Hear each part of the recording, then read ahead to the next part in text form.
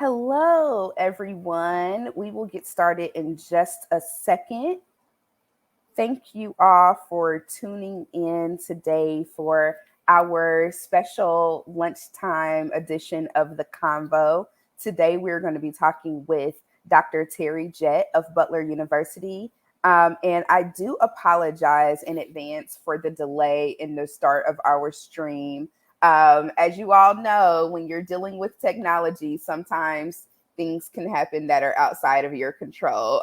So I do appreciate your patience in advance. My name is Ebony Chappelle, and I manage programs and communication for Leadership Indianapolis. We are a leadership nonprofit that believes that leadership in our city is its best when it is multicultural, multi-generational, and collaborative. So through our innovative programmatic offerings and other things, we are hoping to develop a strong pipeline of civic leaders here in the city of Indianapolis. One of the things that we are doing specifically here in the third quarter of 2021 is focusing on public safety and criminal justice as our discussion area. So as a part of that, last week we offered a skill workshop with the Citizens Police Complaint Board that was facilitated by Dwayne Ingram. So we taught people about how they can be involved in law enforcement oversight here in our city. And upcoming, starting on August the 5th, we are offering a book club focusing on the story of a young man named Ian Manuel, who you will hear a lot about in just a second. Ian was sentenced to life in prison at the age of 14 in the state of Florida. And unfortunately, the laws that made it permissible for that to happen are still the case right now today. So we are going to dive into his memoir starting on August the 5th. And we are able to do that because of our partnership with Butler University, more specifically, the Black Hub at Butler University, which is led by Dr. Terri Jett, who is our guest today for the convo. So without further ado, I want to bring Dr. Jett into the stream. Hello, Dr. Jett. How are you? I'm doing great. Thank you for having me, Ebony. It's great to be here and be in conversation with you about Ian and about this exciting book study. Absolutely, absolutely. So before we dive into that, I do want to invite people that are viewing to say something to us in the comments. If you ever have a question for myself or Dr. Jett as we dive into our conversation, if there's a comment you want to make, be sure to drop it in the comment section so that we can make this an interactive experience. But Dr. Jett, before we dive into the book study of Ian Manuel's memoir, My Time Will Come, tell us a little bit about the Black Hub at Butler University and what it's going to do here for the city. Oh, yeah, absolutely. So I'm really excited to have started this kind of Black intellectual and cultural center at Butler University. Eventually, I hope to have just an amazing space for the hub, but it's really about centering the Black voice at Butler, the intellectual life of Black students, faculty, and staff, and extending our gifts and talents out into the community. So if I can, I want to very quickly read our mission statement. Which is, we exist to center and elevate the collective Black voice and experience at Butler University. We strive to lead the disruption and continued dismantling of systemic racism. We will cultivate the collective Black strengths to build and maintain a more inclusive community. So that is our mission statement. And we are just really excited to get started and to be in partnership with a number of community organizations, but right now, specifically with Leadership Indianapolis. Awesome. And what an incredible mission that is. I think that it's so important that we have these spaces, going back to that whole concept of making sure that leadership is representative of everyone. I just think that that is so important. So thank you again for your partnership and for your vision. Going back to Ian. So I first learned about Ian Manuel through a conversation with you. So tell us about how you got to know him and give us a little insight into his story. Absolutely. So I had the wonderful opportunity to meet Ian some years ago. He came to Butler University, and actually shortly after he was released from prison. And he's a poet, and that's what has sustained him through his life in prison, which was basically he spent 26 years in solitary confinement because he was convicted as an adult, even though he was, 14 years old. So he came to campus, and a English professor, Angela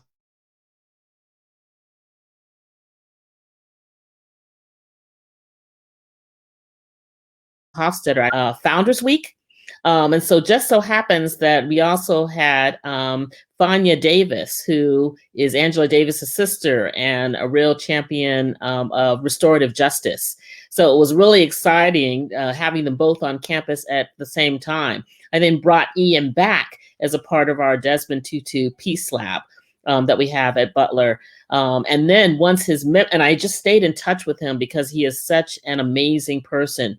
And so once his memoir was released, which was just released this year in June, actually, I said, well, I have a visiting Black intellectual program through the Hub for Black Affairs, and decided to bring him as the inaugural visiting Black intellectual, because I really want people in the community and beyond and at the university to understand that the definition of a Black intellectual does not have to be connected to like a degree.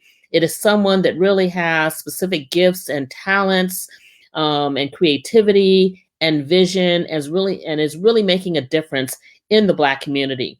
And I think Ian absolutely represents that with the life that he has led, the struggles that he went through in prison, and how he has come out of that.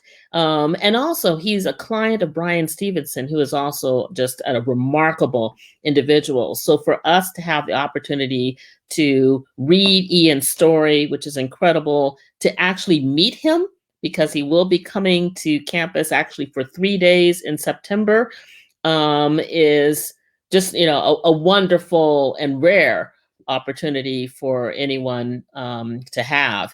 And I always tell my students, you don't want to miss the geniuses that come before you when you have an opportunity to meet them and to learn from them.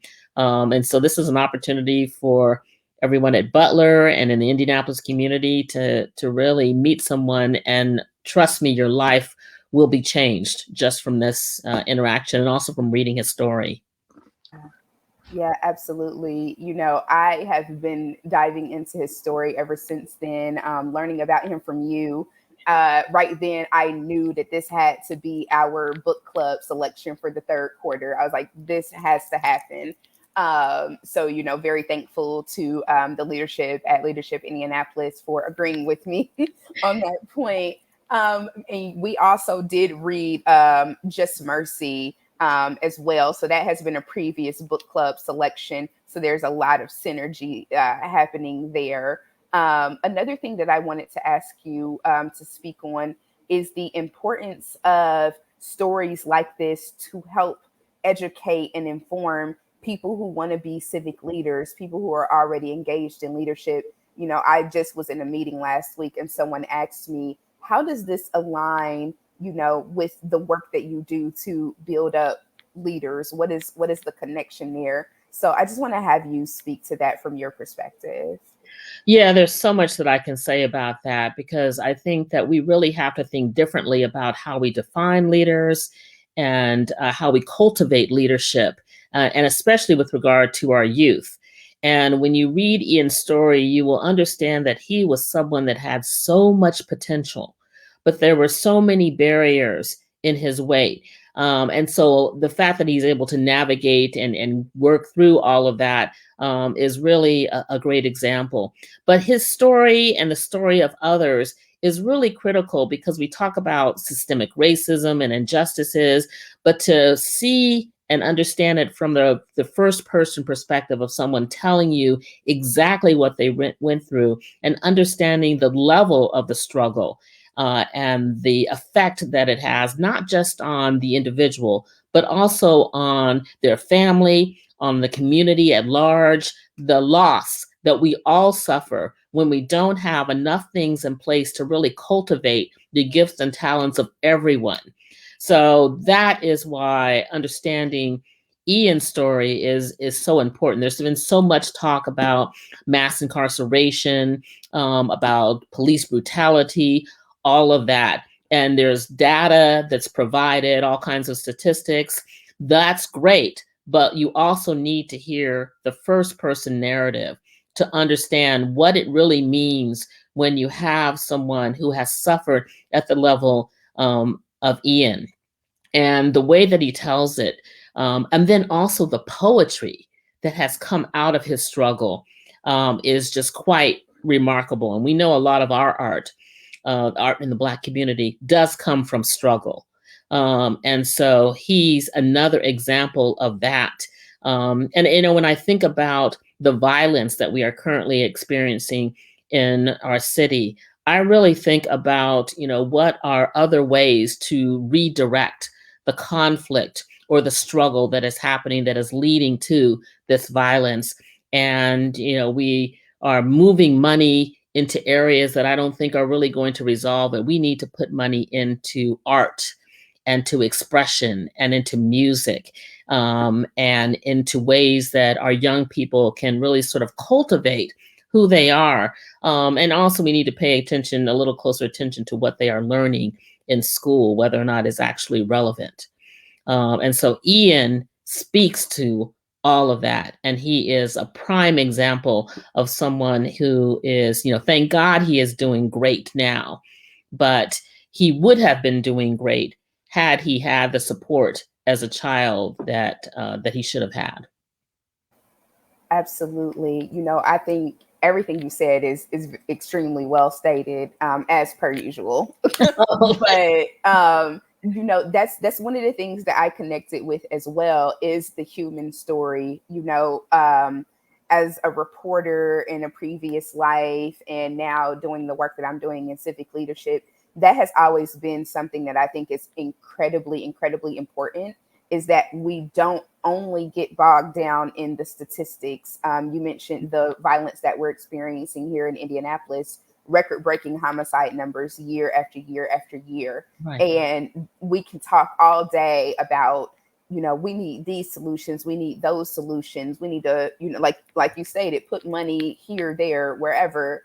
But without knowing those true stories about how this impacts everyday people, it's really hard to figure out the next step, because you're leaving an incredible, an integral piece out of the story. Someone's not at the table that should be there. And I think that that's something that we just can't ignore. I think about Ian's story, and although it is remarkable, I think about the fact that in communities of color, this is very much common.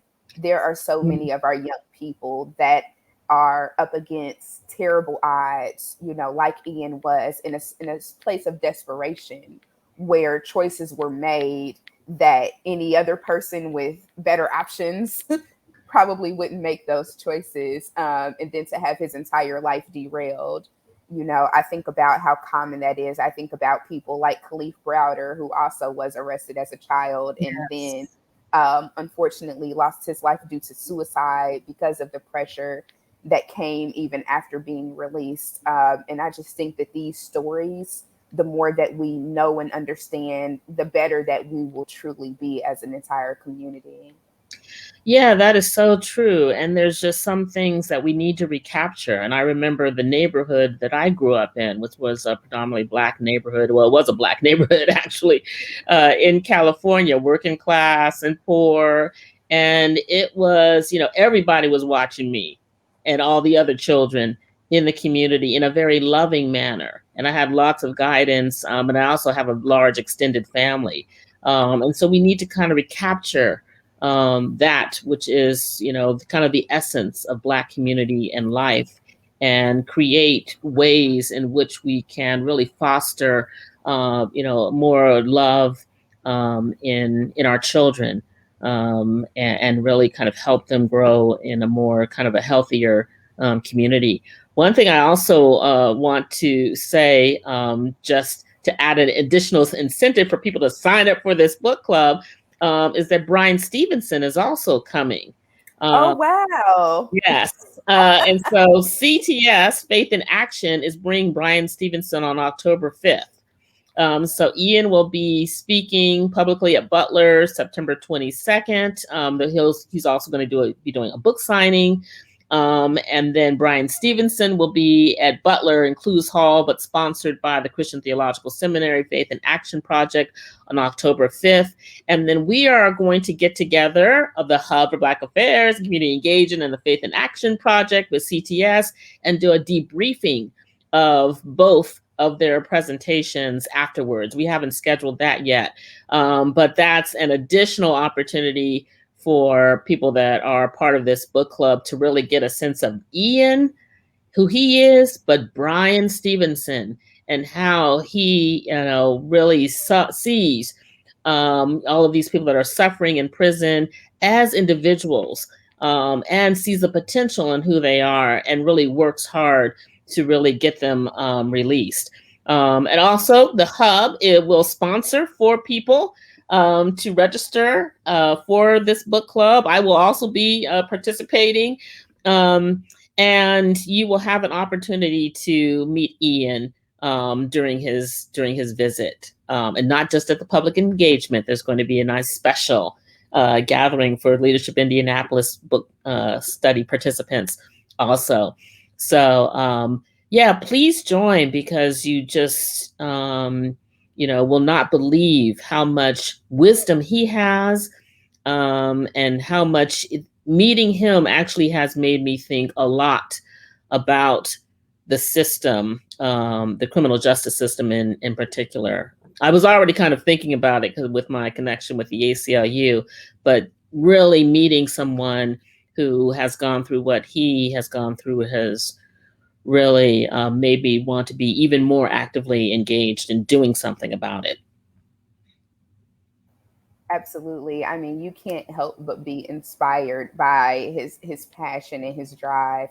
And again, I just want to say thank you so much to you and to Butler University, and all of the other partners and sponsors responsible for your generosity. Being able to do programs like this is, not cheap. It's something that's quite expensive, especially for someone like Ian, and a person like Brian Stevenson, who has rose to such, public acclaim and whatnot. So we cannot say again how grateful and thankful we are. So if you would like to have your chance at one of those free, complimentary registrations that Dr. Jett has so generously offered us, you can send me an email. I have placed my email on the chat, and I will pop it up here on the screen as well. And just to remind you all, people that register for the book club, anyone that registers will receive a free physical copy of the book, although we're using the audio book. There it is. Although we are using the audio book to guide our discussions, you will receive a free copy of the physical version of the book and be invited to that very special gathering that Dr. Jett mentioned earlier. Again, Dr. Jett, as we wrap up, can't say thank you enough. What are some other things that you just want people to know about Ian's story, or anything else going on with the Butler Black Hub that people can be engaged with? Yes, well, I hope to have kind of more events and programs, and to make the Black Hub just a space for people to come onto Butler's campus. I know sometimes it seems a little intimidating. The Butler bubble. Butler bubble. Yes, we are busting that bubble. We have actually a student activist group called Bust the Bubble. And so we are working to really open the campus up a lot more to the community. I want to emphasize also for people that Butler was founded by an abolitionist. And so we are trying to recapture that abolitionist vision and move it into a contemporary ideal. And so that's why I sort of created this hub to center the Black intellectual voice, because that is what abolition is about. It's about freeing the gifts and the knowledge and the talents of Black people to really move this whole society forward. But also we need our own ideas to address the issues that we are suffering ourselves. We have the solutions within us. as a community. And so I'm trying to really sort of harness that and cultivate it, not just at Butler, but extend that out into the community, and to be in partnership with others that recognize the Black intellectual ideals and vision and center that as a means of progressing and addressing some of the problems that exist in our community. We have the answers because we've gone through the struggle. And so we need to pay attention to ourselves and have others pay attention to our knowledge and what we have to offer. What a wonderful way to wrap us up. Thank you again, Dr. Jett. Thank you for Appreciate having your me. leadership. Of course, you're very welcome. And thank you to each and every one of you that tuned in to our conversation today. You can find out more about Leadership Indianapolis at leadershipindianapolis.com. You can also, well, you're right here on Facebook. So make sure to like our page, and you can also follow us on Twitter and Instagram as well, where we share more information about our programs and other offerings throughout the year. Have a great day, you all. Bye-bye. Bye.